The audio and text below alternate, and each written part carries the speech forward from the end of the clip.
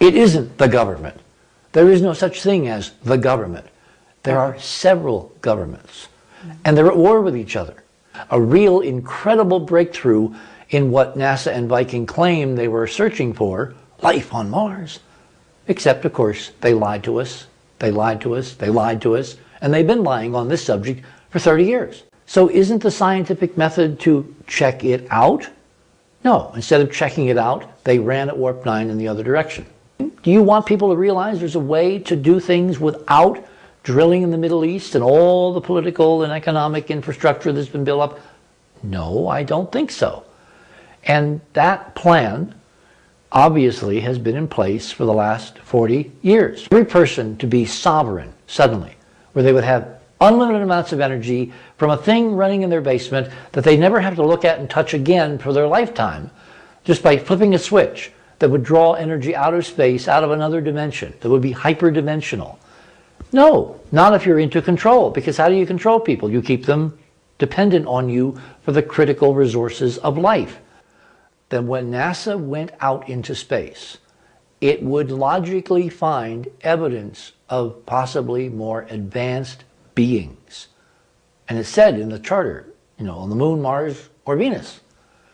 Well, advanced beings would have to be created by somebody, right? The resolution of this paradox is that Ed Mitchell has had something happen to his mind. Oh, that answer I did know. Okay. The astronauts, I believe, have been tampered with. Yes. There are all kinds of papers now coming out in the open literature about technologies which can selectively wipe out your memories on specific events. And I believe, and I have in the book, Mike and I carefully put in document after document after document of reference to all of the astronauts at one time or another have complained about not being able to remember what they did on the moon. The lie is different at every level. I'm Carrie Cassidy. This is Project Camelot, and we are here with Richard Hoagland. And he's just written a book called Dark Mission with his partner Mike Barra. And we are thrilled to be in his New Mexico home. So from here, basically, Richard, we're gonna run with you in the beginning and let you kind of lead us where you want to take us. And then at some point, I'm going to start steering you in different directions, and you can fight me, or you can agree with me, or you Others have tried that. we can have a little jousting match, or however you want to deal with it. Okay. Okay. But we'll have some fun, and hopefully we'll all learn something. What can you tell us about this new, amazing secret history of NASA? Well, it's been a story that's many, many years in the making. I mean, at least 40-some years since the genesis of NASA itself back in 1958. What I'm intrigued with is how it's a story that I've tried to tell before in various venues. I've told it on, the Art Bell Show, Coast to Coast. I've told it at the National Press Club in a press conference that we did with 8 other people, very prestigious background, NASA people, imaging people, in 1996. And it's a story that I've, even told on television. But until we wrote Dark Mission, it hasn't seemed to take root.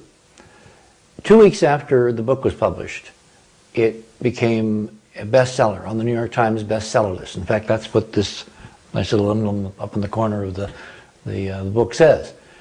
That's not a mean feat to do when you've had no national television exposure on such a volume as this.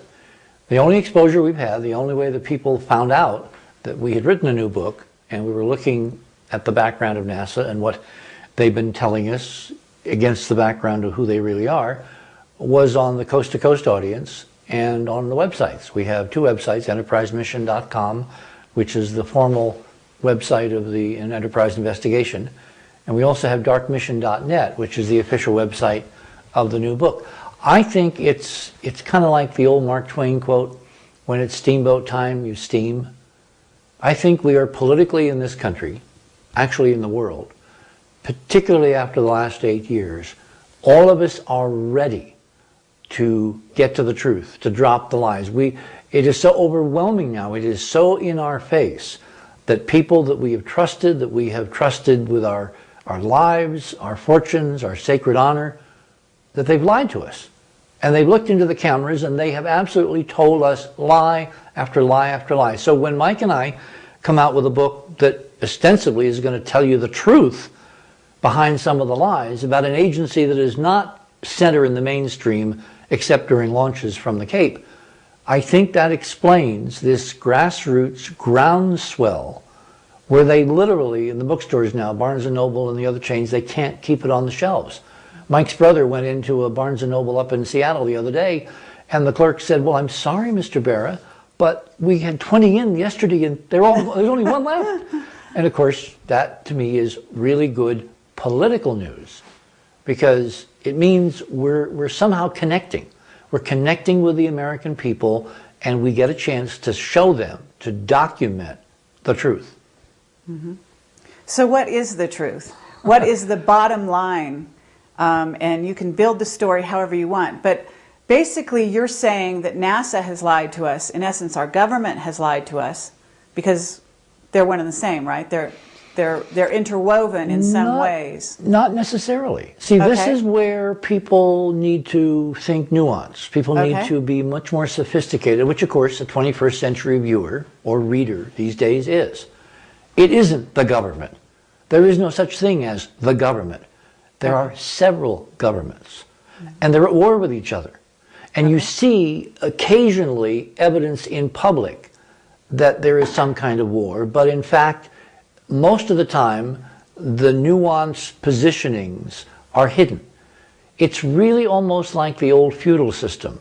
You know, we've all been raised on stories of Robin Hood and Sherwood Forest and the Sheriff of Nottingham and, you know, the King John and the terrible things that were going on in England when Sir Richard, you know, the good guy, the King of England, was off fighting in the Crusades, and the bad guy, John, was basically trying to steal his empire behind his back while he was off doing good deeds.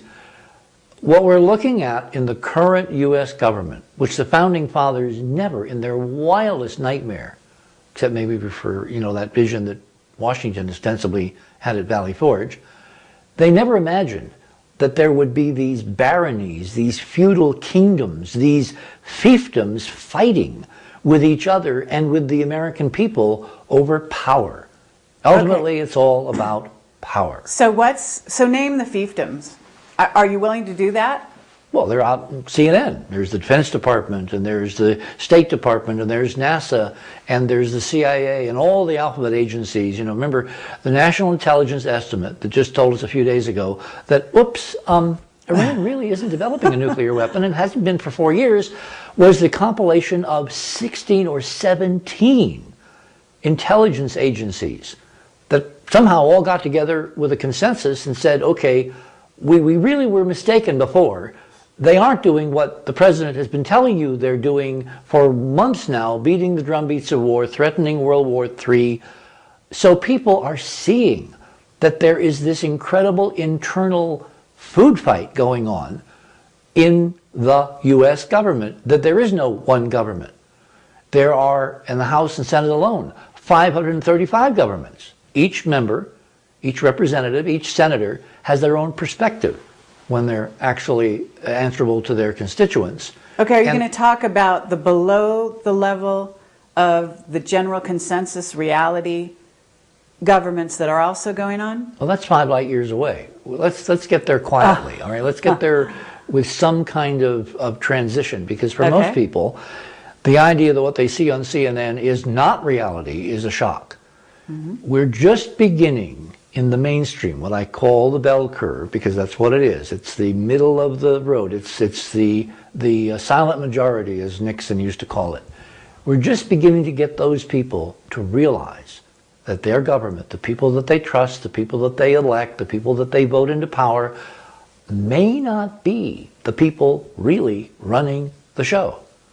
That is a staggering leap for most people who really do think that when they show up at the ballot box, or they go to a caucus, or they participate in some kind of poll, that has real power. No, that has power in the public venue, but the real determiners of our fate are being determined in private and in secret, and we identify in Dark Mission Notice how elegantly I brought it back to That my was a book? lovely Thank you. Thank segue. you. We identify the 3 secret power groups who are in fact behind and in charge of and fighting with each other for power under the NASA emblem.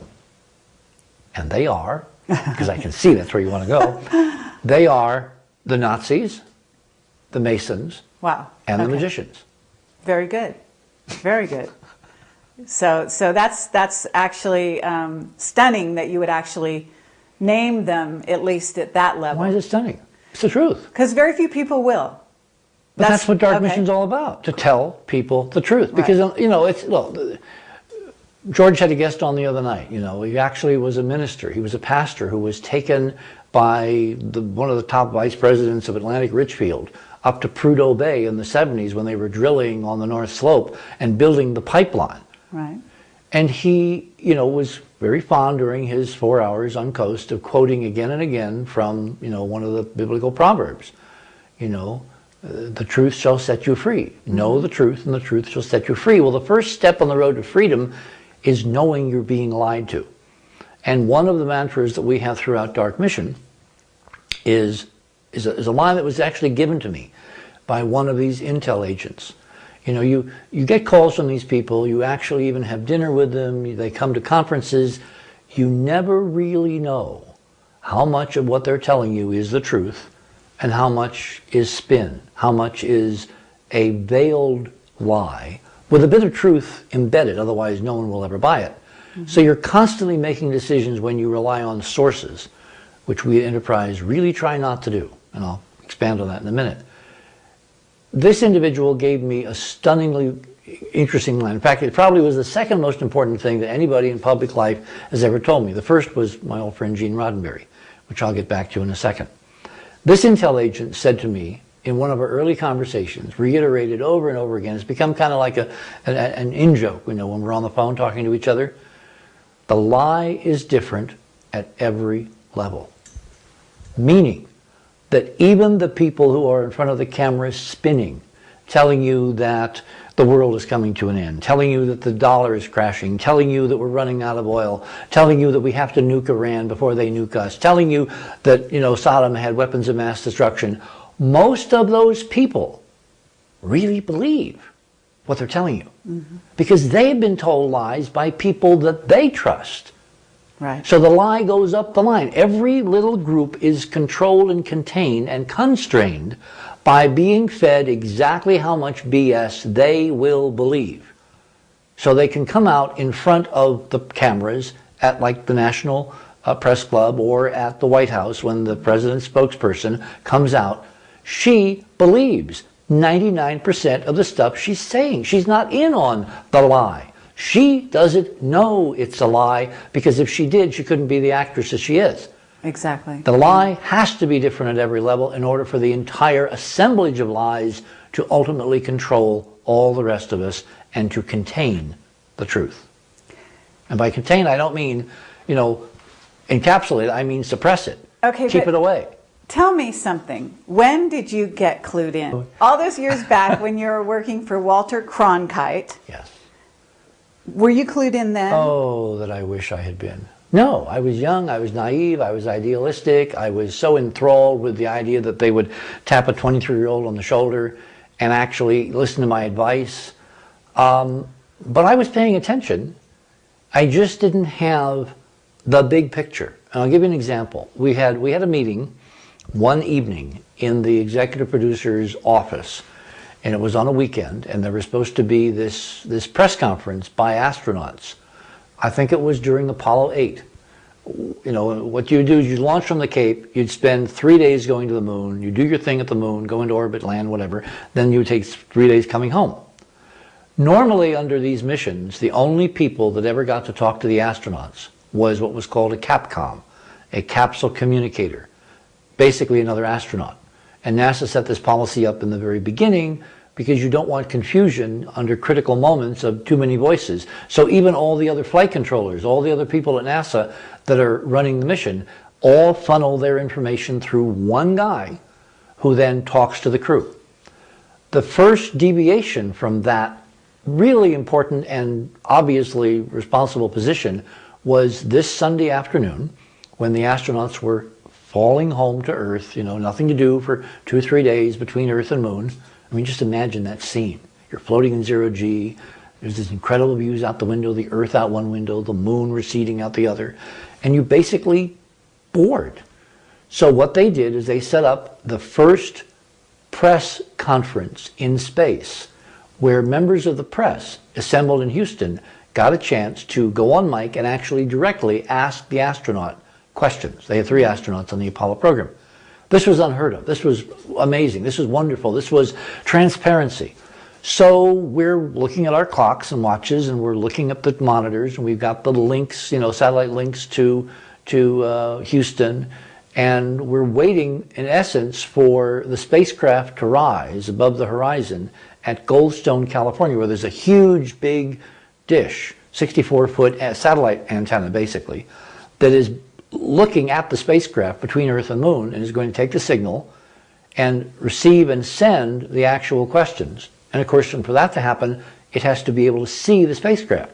Well, because it's on a rotating Earth and the geometry of the Moon and where the spacecraft is and all that could not be changed, they had to wait for the spacecraft to rise over the horizon in the desert of Goldstone before the press conference could begin.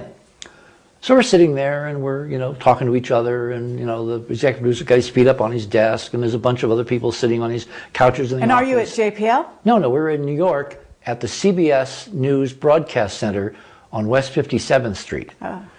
Hooked in electronically. Okay. Even then, even in those dark ages, we had television by satellite, and we were able to see what was going on. We're watching the monitors, we're watching Houston, we're watching the press corps, and we're waiting for the astronauts to appear electronically. They also had a TV camera in the spacecraft.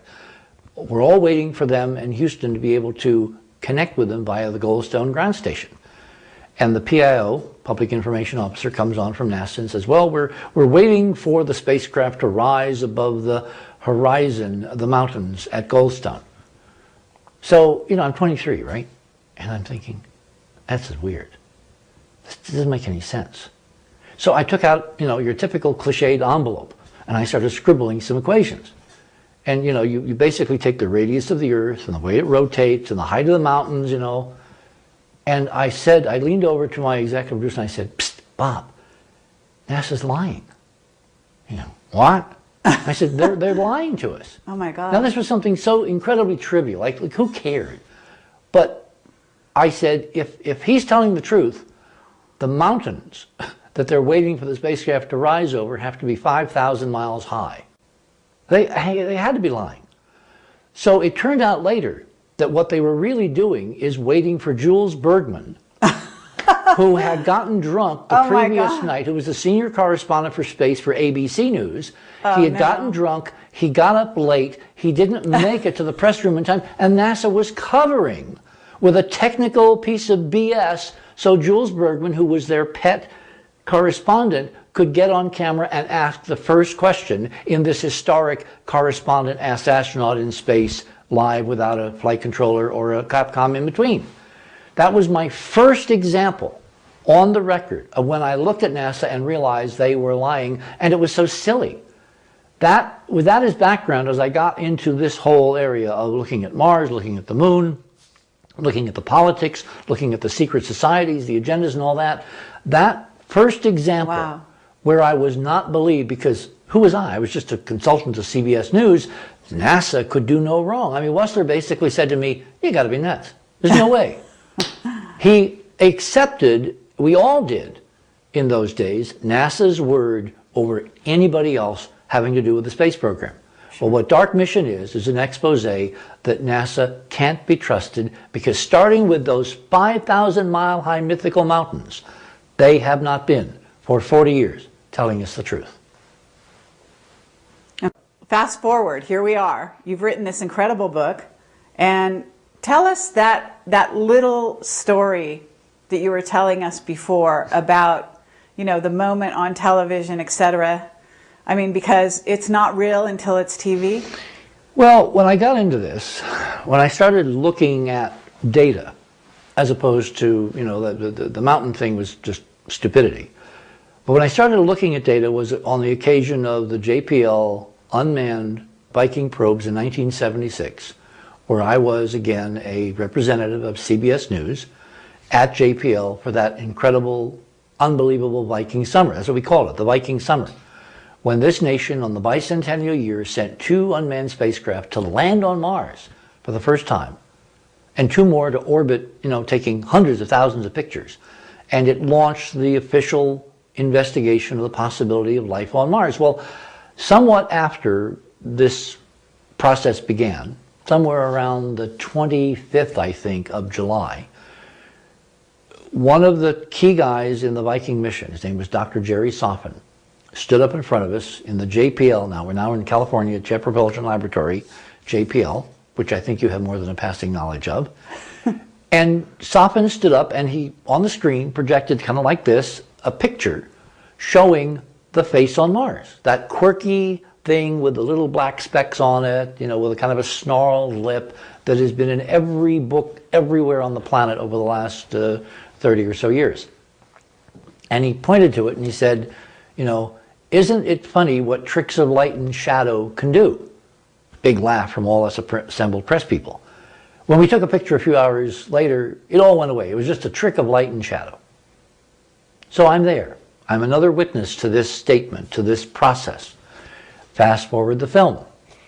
I get into the process of actually looking at this picture decades later, in the 1980s, in the late 80s, around 89.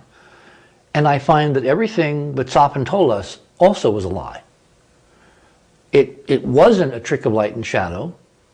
When you do the actual computer processing, it's a stunningly symmetrical statue, 1.5 miles long and half a mile high, and we've had umpteen images now. We've had other independent, computerized enhancements of the various data. There's 3D modeling, there's stereo, there's shape from shading, there's all kinds of analysis, all of it, by the way, performed by us outside NASA. NASA has ignored and simply told everybody it's just nonsense, go away, go away. Gosh, NASA says that, amazing. But the key moment was, and when I went back through the timeline, is that Jerry's statement, and I can call him Jerry because I knew him pretty well, was also a lie. There was no picture taken of the face on Mars a few hours later. Technically, a few hours later, as Mars rotated in the orbit of this Viking camera changed, that region of Mars was in darkness. They couldn't take a picture. The next opportunity to take a picture was 1 month later, actually 35 days. And the picture was taken, which is unusual because at that time in the mission they hardly ever took 2 pictures of the same piece of real estate. And they had to wait a month to come back in the geometry and take the second picture, which of course, if you look at it from the outside, somebody was checking that if it was the same thing there on the second frame at a different sun angle, science says it's probably real. It probably was a real face. It was a real statue. It was a real enigma, a real incredible breakthrough in what NASA and Viking claim they were searching for, life on Mars. Except, of course, they lied to us. They lied to us. They lied to us. And they've been lying on this subject for 30 years. That's what got me into asking, is it really that they're lying, or are they just fools? Are they scientists who have no conception of how real science should operate, which is that when you see something so stunningly in the middle of your paradigm, you have a mission, you have a whole taxpayer-funded mission, billions of dollars spent looking for life on Mars. Well, a mile-wide statue kind of is life. It's built by somebody, maybe. So isn't the scientific method to check it out? No, instead of checking it out, they ran at warp 9 in the other direction. Okay, but if they were lying back then, and that was one of the first missions to Mars. It was the first landing and orbital mission. Then they must have been prepared to lie. I mean, isn't that the supposition? They knew what they were going to find? Is this where the secret space program was already in operation prior to this mission? Okay, this now gets a little technical. Viking was not the first mission to Mars. The first was Mariner 4 in 1965. The second was Mariner 6 and 7 that occurred during the Apollo summer when I was covering the first manned landings on the moon with Neil Armstrong and Buzz Aldrin. And we went from North American Rockwell where we had built a whole studio complex, including a walk-through solar system, which was my idea. And we went up the street, up the hill to JPL to finish covering the Apollo return, because they were about halfway between Earth and Moon. And we had to also cover the Mariner 6 flyby and 7 flyby of Mars, the second unmanned missions. And then the third unmanned mission that was sent to Mars by this country, by the United States, was in 1971. It was called Mariner 9. But as opposed to being a flyby, where you basically take a few shots as you go away forever, it was the first U.S. spacecraft to go into orbit around Mars. And it radically transformed all our thinking. So as I reconstruct history, I'm looking at the Viking images of Cydonia, of the face on Mars, and I'm saying that there have to exist somewhere. We have not found them. They're not in any public file. There have to exist secret images taken by Mariner 9 in 1971. Because Viking was 76, you've got 72, 73, 74, 75, 5 years to have predetermined there was something really interesting down there on the plains of Cydonia. Okay. So when we put Viking into orbit, they knew exactly where to take the new, much better pictures. Was it discussed as a possibility that the Viking lander would actually land in Cydonia, but then it was dismissed as being too rocky? Have I remembered? Yes, you are remembering that exactly correct. The first landing site was in something called the Plains of Gold, Chrysi Planitia in Latin. And the second landing site, they were talking about landing in Cydonia. Now, before everybody gets their hearts aflutter, you got to keep in mind, this is like talking about landing in North America or landing in Albuquerque in my backyard. Cydonia is a big place, Mr. Scott, quoting from Star Trek. So even if they had planned to land in Cydonia, the odds are we would have been nowhere near the interesting stuff where the face and the city and all that other complex is located. No, what's interesting to me politically is that after the initial announcement that they were going to land in Cydonia, after the first pictures were taken by the Viking 1 orbiter, the trajectory of the second spacecraft coming along behind, not even put into orbit around Mars yet, was changed.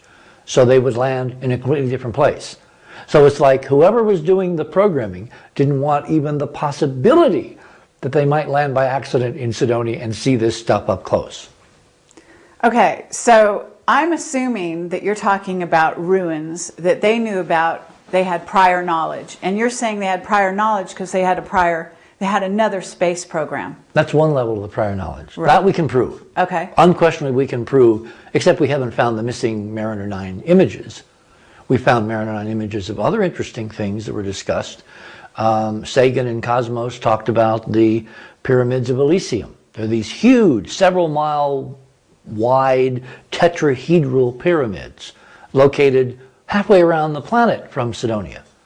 And in one of Carl Sagan's books, he actually relates them in an interesting metaphorical passage to each other. And I don't remember the details, but I thought it was strikingly intriguing, both at the time and in hindsight, that Carl would connect those dots. But that's the only pretty hard data we have. We know we had a spacecraft on station, Mariner 9. We know we had another spacecraft come along 5 years later, Viking. It's logical to assume if we had really good shots, perfectly framed, of the face on Mars and the pyramids from Viking, that they could have had prior knowledge from the lower resolution images from Mariner 9. That's not a stretch, that's not a leap at all. What I think gets really interesting is when you begin to ask the question, is it possible they knew there was something there to photograph at all from a long, long time ago in a history far, far away?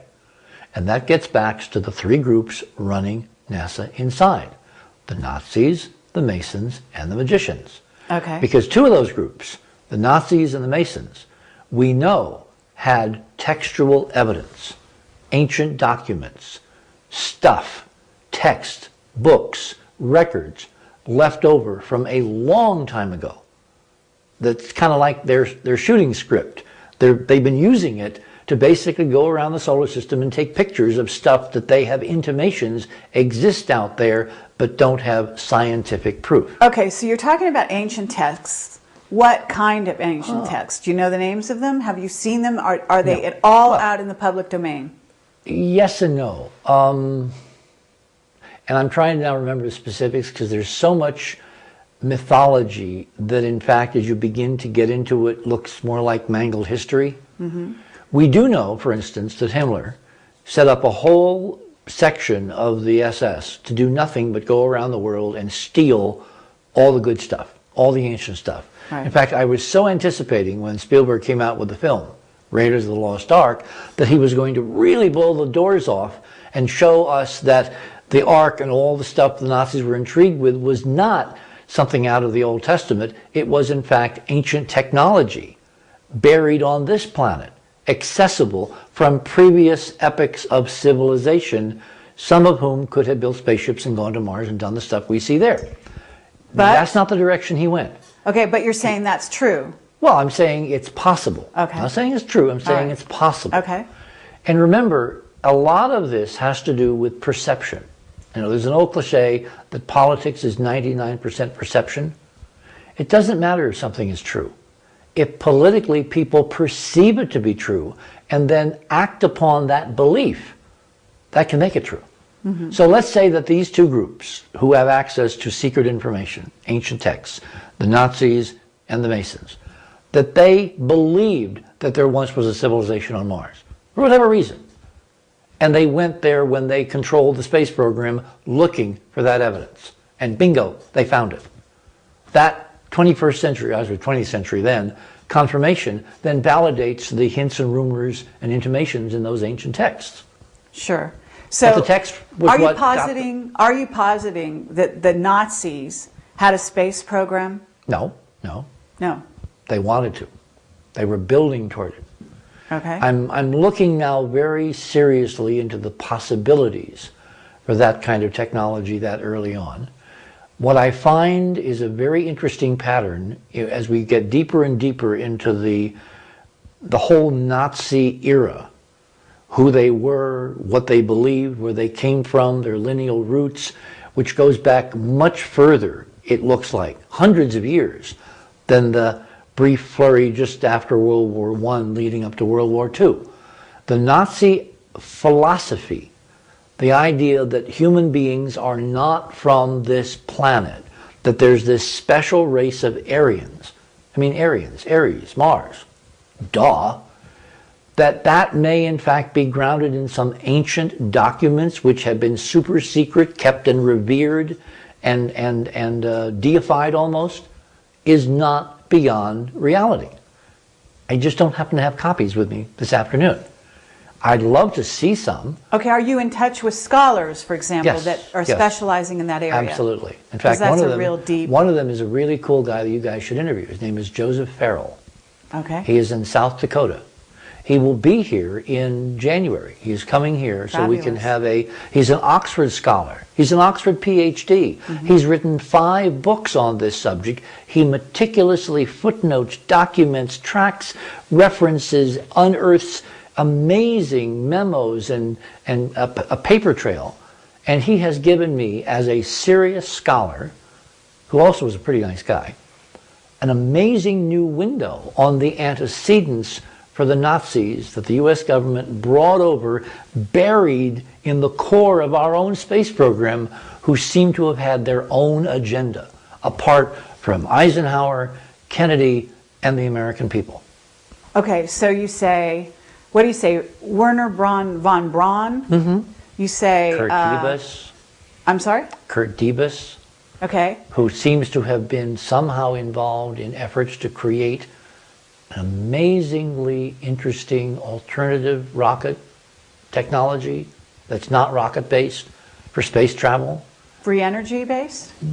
Field propulsion. Torsion based? Field propulsion, Okay. which is a way of manipulating space-time. So on the one hand you get anti-gravity, on the other hand you get free energy. Okay, so when was he operating? Kurt Debus? Yeah. From paperclip through the entire Apollo program. So this is the end of the World War II. World War II, through the 50s, into the 60s, into the 70s, and he was made the head of Cape Canaveral / Cape Kennedy after Kennedy was assassinated, And he has this entire secret background that never once has come out in any official document from NASA or any other place. Now, how do you know about him? Because of Joseph Farrell and his stunning okay. research. He's got German documents. He reads German. That helps. You know, you've got real scholarship. We have always been, those of us looking at this cutting edge of the transition between fake history and real history, we've always been limited by the fact that there have been basically a field of amateurs. Some of them are talented amateurs, some of them are idiot amateurs. I have a phrase which of course has been made true over and over again: amateurs can get you killed. But people like Farrell are not amateurs. And when they have turned their expertise in scholarship, trained at a place like Oxford, on this problem, you wind up with 5 amazing books that document page after page after page a real hidden history, the alternatives to what the Nazis were doing technologically and politically, and how they almost seamlessly continued by going from one set of sponsors, i.e. Hitler et al., Right. to another set of sponsors, i.e. the US government et al., without even a break for lunch.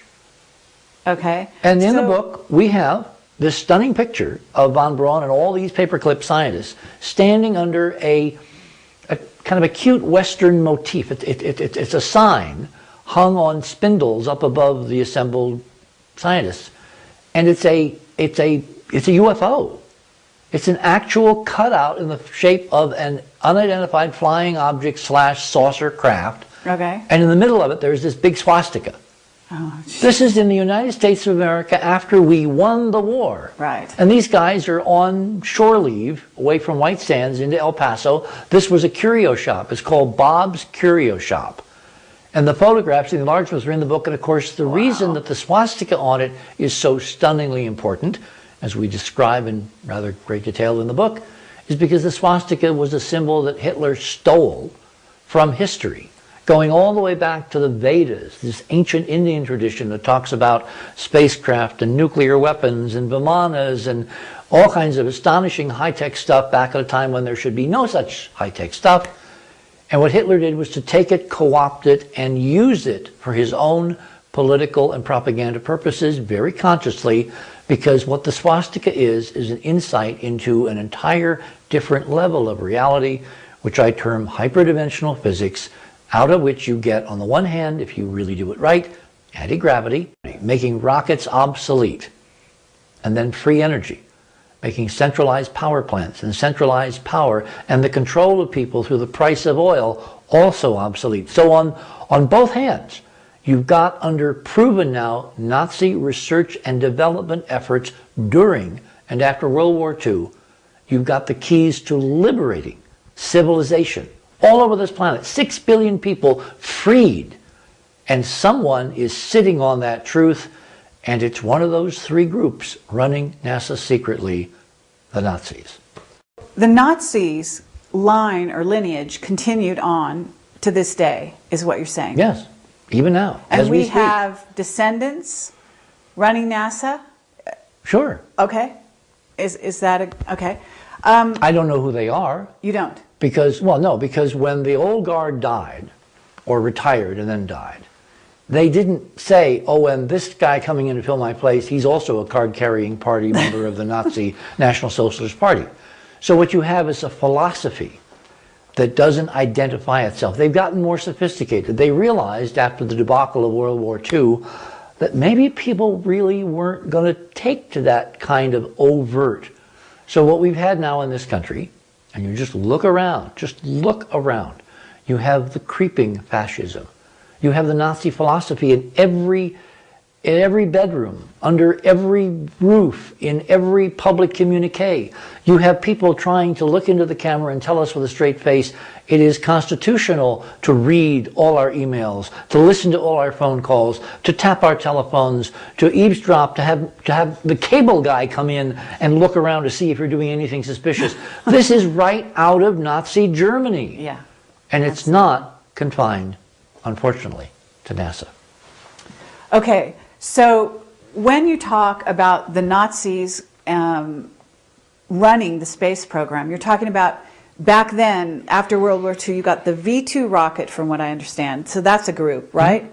And you've got the atomic bomb that they're creating, or they're taking the technology out of Germany and... Well, we have been living under the historical record that the United States, through the Manhattan Project, overwhelming crash program, developed the atomic bomb. And that Japan and Germany are two major antagonists in World War II, although they had little small efforts.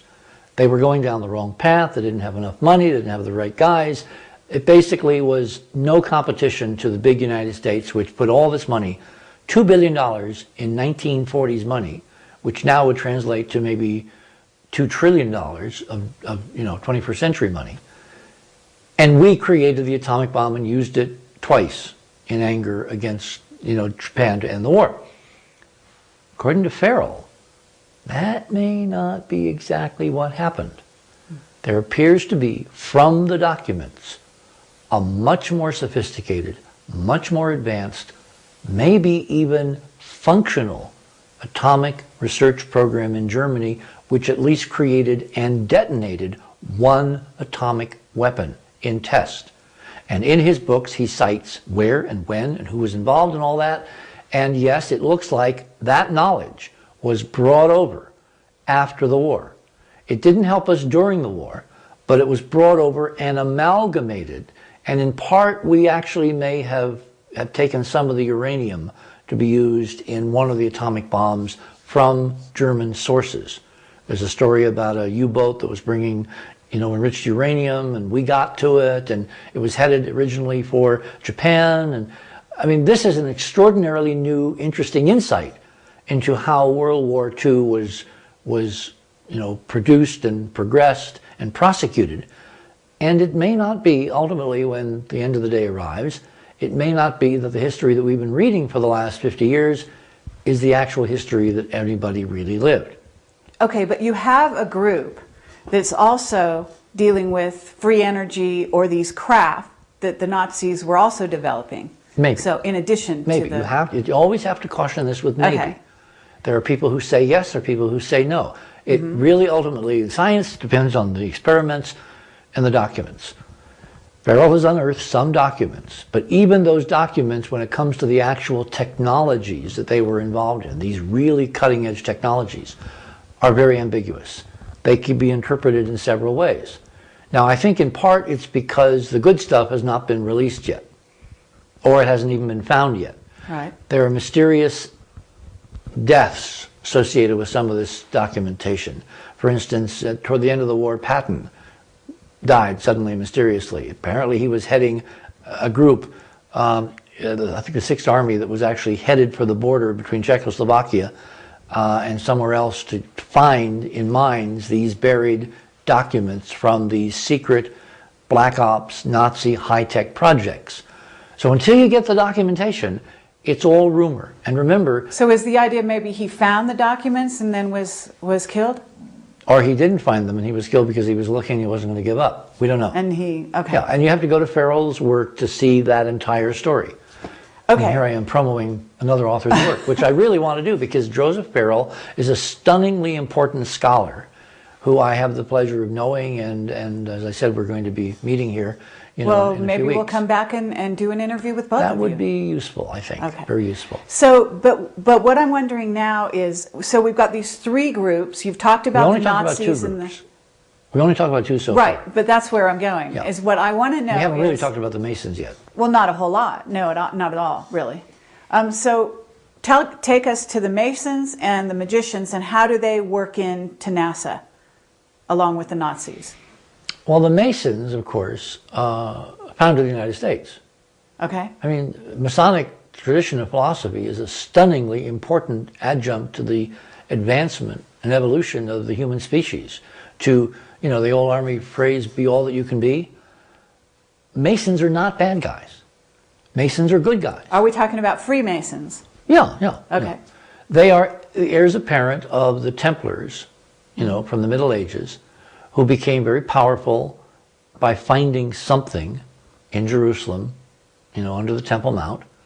They became the most powerful organization in Europe. They literally, owned Europe, in essence. They created a free banking system. They created so many modern institutions that we would recognize, when you go to your ATM. And then Philip the Fair, the King of France, in 1307, on a Friday the 13th, lowered the boom and killed a lot of them, imprisoned most of them, chased some of them, and never found a lot of the important stuff that they were keeping secret, including an awful lot of money. An awful lot of money. And the rumors have been that the money was stashed up at a place called Oak Island, and that's why FDR and other Masons periodically have funded or gotten private funding to go and try to dig it up. And that's a whole other story for a whole other video. Sure. What about the magicians? The fact is that the Masons were the good guys. Now, James Webb, who was Kennedy's administrator of NASA, handpicked, was a 33rd degree Mason.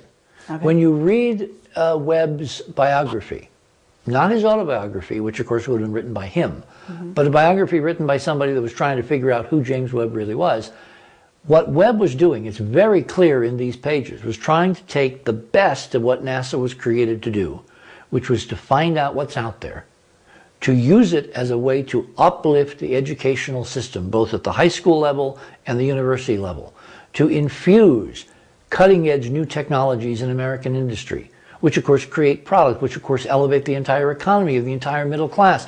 You can look at his program, and it was a mandate to take everything NASA found that he could get his hands on and make it useful for the benefit of the American taxpayer. It's really all there. You just have to read it.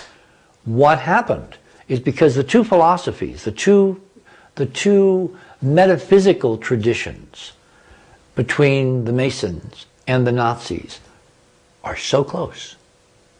The Nazis were able to come in and take over the Masons almost unknown, seamlessly, secretly, quietly, like a thief in the night, as the phrase goes. And I don't think the Masons ever realized until it was too late that they've been taken over. That the objectives that they were pursuing, which they also were keeping from the public by pronouncing, but they were trying to implement quietly. It's the secrecy that got them in trouble. Because if you try to do things secretly, in secrecy, terrible things can happen.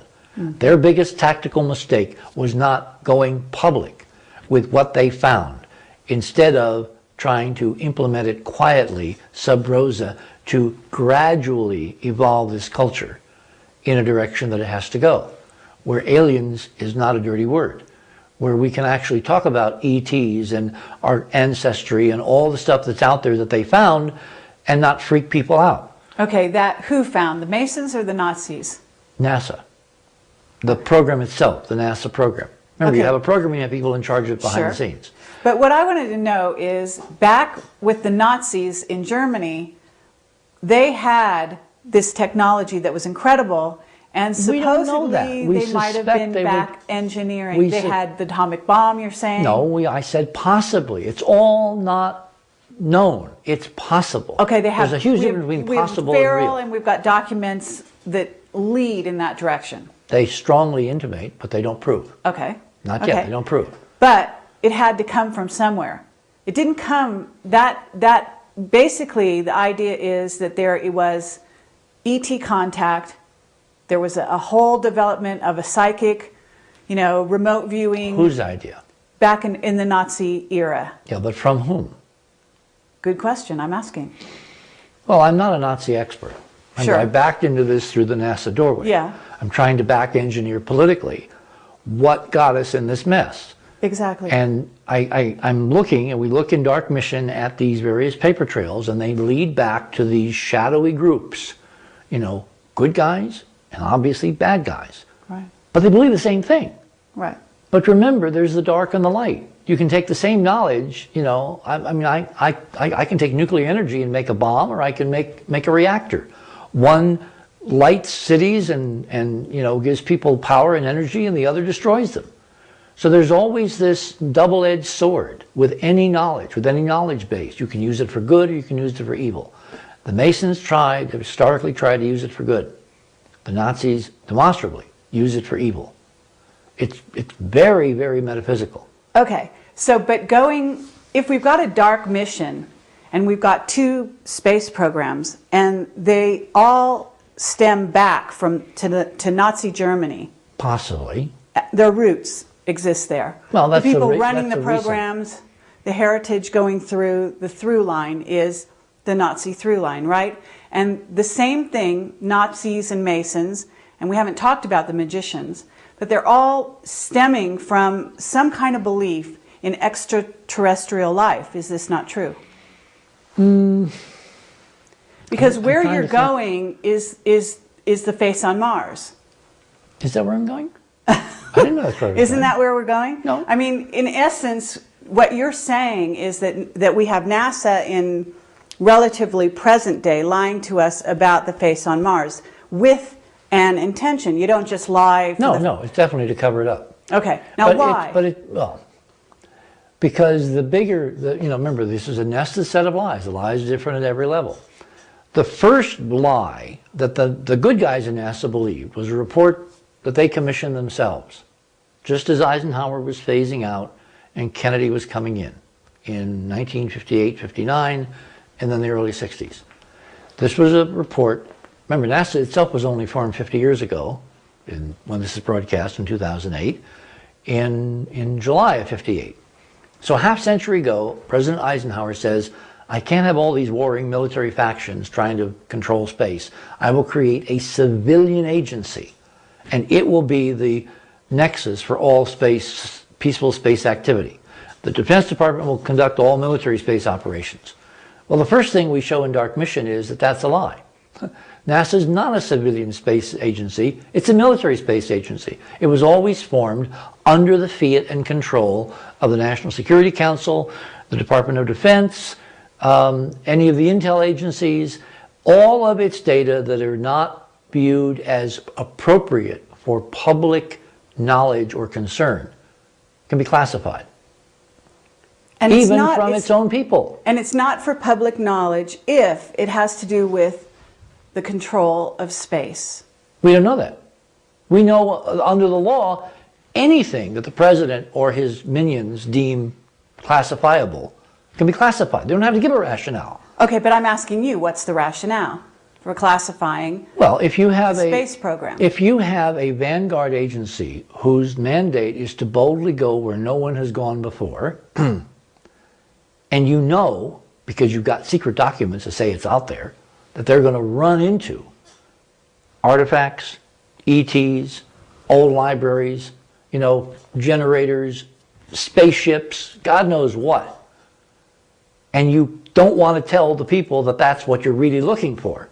Then you will create in law an agency which only can let them know what you want them to know and keep all the good stuff secret, which we now prove with the charter itself in Dark Mission is what NASA is. Okay. NASA, every time a spokesperson comes on and says we're a civilian agency, that person probably believes it because he hasn't read the charter. Mm-hmm. I have people now arguing with me on various conversations on the web. I'm on Graham Hancock's forum in England, and there are people arguing that Hoagland doesn't understand how to read the charter. That only is a metaphor. No, it's not a metaphor because there are several sections to the Space Act that clearly reaffirm the absolute right of the president to classify any NASA data he does not want to make public. That makes it a military organization. Simple. Civilians would be independent. They'd be able to publish. Science that I was taught is publish or perish. You find something, you write it up in a paper, you put it out there in the peer-reviewed literature, you let people all, have at it. You then get a consensus that, well, he's right on this and he's wrong on that, and we're going to go get more data, and the process goes on. That's not what NASA is allowed, external to NASA, to do. It has careful, clear prescriptions in the law that it can only release what it is allowed to by the president and the White House and all the various other branches of the executive branch. Okay, but you're saying their motivation is to hide the good stuff. Information about ruins, Yeah. about ruins that what? Tell our history or the history of other beings out there? Well, again, it depends on what you would find. If If the name of the game is to keep us suppressed through physics and technology, and you have an economy which consciously is now dependent on oil, the world is controlled through oil, through the dollar. There's a huge fight now going on about the dollar and the euro. That's why we went in and invaded Iraq, because he was going to go to the euro. The Iranians just went to the euro. We've been threatening a nuclear war. Well, gosh, let's put those dots together. It's about political and economic control. So you go out to the moon, or you go to Mars, or one of the moons of Jupiter, and you find a working alternative energy power plant that's the size of a teacup and can run half a city. Do you want that in the public data stream? Do you want people to realize there's a way to do things without drilling in the Middle East and all the political and economic infrastructure that's been built up? No, I don't think so. And that plan obviously has been in place for the last 40 years. As the oil economy was building, as people could project, people demand energy, they're going to want more stuff, more gadgets, we're going to build them computers someday, they're going to have SUVs, all of the stuff that we take for granted, that we sell incessantly on this screen, creating a consumer society that is fueled totally, ultimately, by oil energy. Nuclear energy is a tiny percentage of the oil energy of the world. Would you want to enter into that mix an alternative energy system, technology, which would allow every house to get off the grid, every person to be sovereign suddenly, where they would have unlimited amounts of energy from a thing running in their basement that they never have to look at and touch again for their lifetime, just by flipping a switch that would draw energy out of space, out of another dimension, that would be hyperdimensional? No, not if you're into control, because how do you control people? You keep them dependent on you for the critical resources of life. And energy is a critical resource of life. Try living in your home for 2 days without it. You'll learn very quickly.